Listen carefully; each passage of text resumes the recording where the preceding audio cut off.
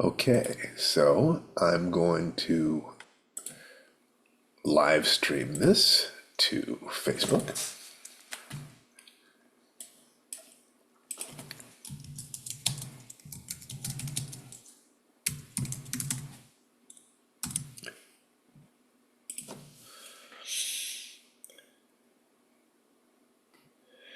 And this will just take a minute. I do like to do this because it enables me to connect with people. Sometimes there are people hovering around. It doesn't always happen, but when it does, that's fun. Okay. Sometimes there are people hovering around. It doesn't always happen. So I'd say hi to let them know. And I'm not going to stop this again. So, hi, this is Steve Barnes, creator of the Fire Dance Technologies. I'm sitting here with the Morning Mastery. Or the Diamond Hour, whatever you want to say. I believe the first hour of the day is the most important in order to focus yourself. So, all I'm really doing is I'm sharing with you the way I organize my mind in order to move into my day. So, one of the things I wanted to say is that I'm wearing my father's robe, and I inherited it from him. And I realized that I had not embraced him in my morning mentorship because he was not there for me when I was growing up.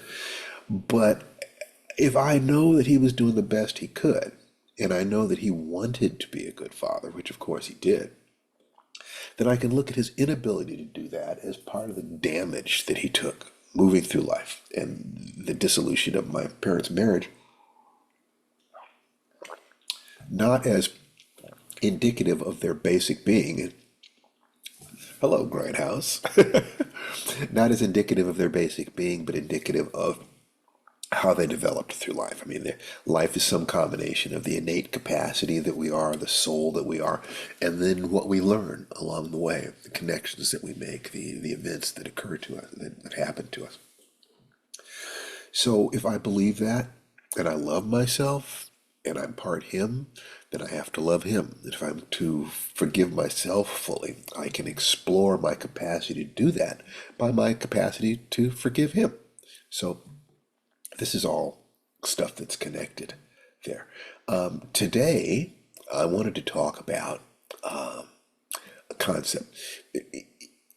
If we talk about taking one step every day towards your goals, I came up with a line that said, take one step every day, and before long, those who are standing still will swear you were born on the far side of the horizon. I'm afraid that's true. The most important thing about a goal is who you become along the way.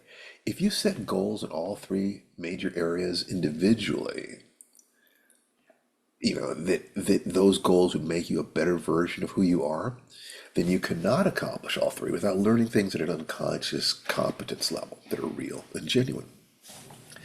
I clearly remember, I've talked about the fact that it took me 23, 24 years to earn my first black belt because I was dealing with so much fear. I mean, just really serious, mind-boggling fear. I could not control it because of abuse and bullying issues earlier in my life. And I remember driving down the street one day. I had been unable to go into a martial arts school and reclaim a jacket that I had left there for fear that somebody would ask me to spar.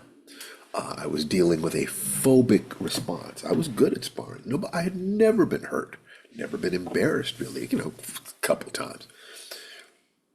But there was something wrong with me. There was something broken inside me. And I remember saying to myself, and I was driving down the street, tears streaming down my face, asking myself, or asking God, or asking the universe, why can't you just let me either do this stuff or walk away from it? Nobody would have questioned me if I'd stopped practicing. Nobody cared.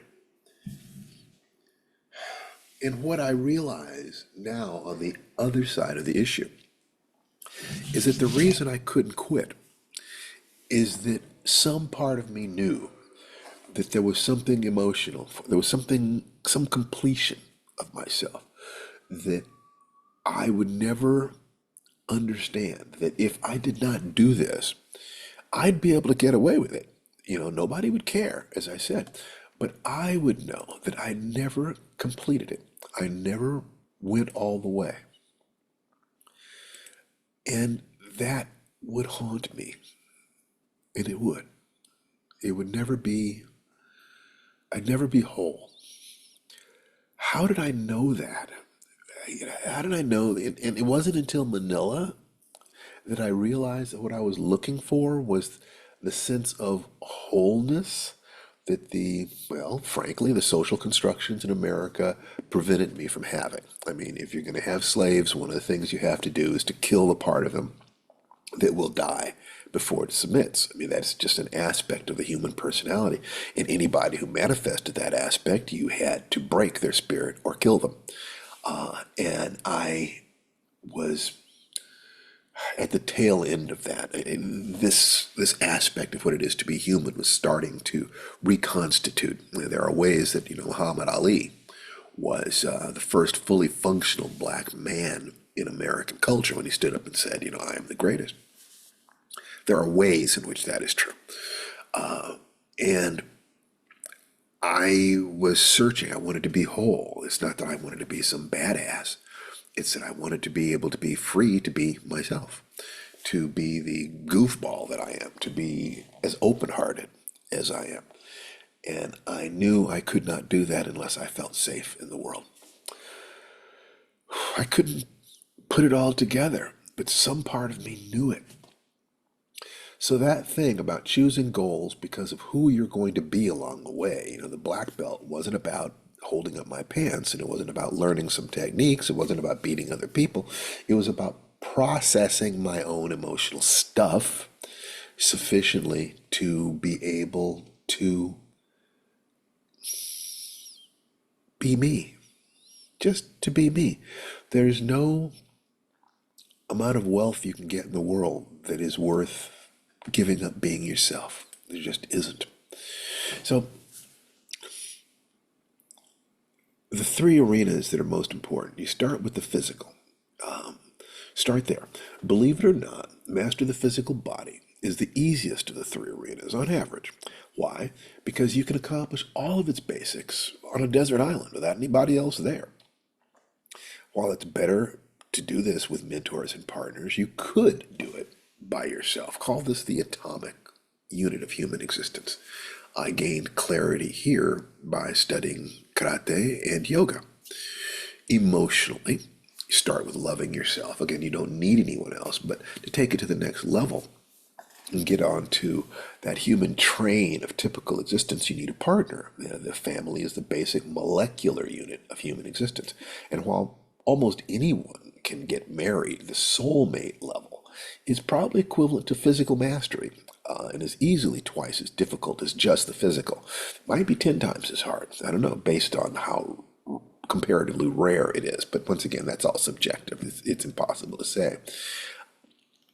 I had no specific model here, but I did know that I wanted a soulmate in the sense of having a feeling that your heart has been divided in two and you're reconnecting with that. And my ability to do this jumped to the next level when I observed that a lioness wants a lion. Simple as that. A lioness wants a lion. Once I understood that, a huge amount of human life became much simpler. And denial about that causes so much pain. So, what about the mental arena? We measure the mental arena as problem solving capacity related to hunting and gathering, the ability to create abundance and have fun in the process. That's when you connect your heart in there too. In other words, to avoid pain, embrace joy, commit to service. The mental arena, money allows you to be of real service to people you've never met, even if you're not there. I mean, until you've paid to put a roof on a church, or pay for food for kids at a school on the other side of the world, you don't fully understand the power of money to help other people. Now, once you have these three different goals, one of my earliest goals that I said without having any idea how to do it was I wanted 1% increase in amplitude and congruence of body, mind, and spirit. I would say this to myself. I would say it out loud. I'd say it every day.